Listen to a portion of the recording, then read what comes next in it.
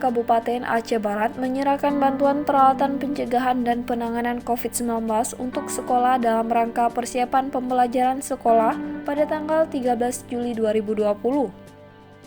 Penyerahan bantuan diserahkan secara simbolis oleh Bupati Aceh Barat Haji Ramli MS kepada Kepala Kantor Kemenak Aceh Barat,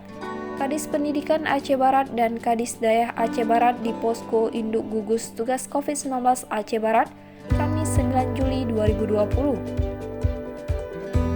Bupati Haji Ramli MS mengatakan bantuan ini diberikan sebagai bagian dari upaya memutus mata rantai penyebaran virus corona di kalangan guru dan peserta didik yang akan mulai melaksanakan kegiatan belajar mengajar di sekolah pada tanggal 13 Juli 2020.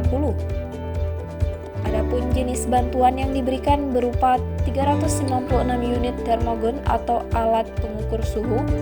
710 unit alat semprot, 710 unit APD, 710 unit alat pelindung wajah, dan 771 unit wastafel yang akan diserahkan untuk 266 sekolah yang terdiri dari SD, SMP, dan SMA, serta 80 pesantren yang tersebar di Kabupaten Aceh Barat.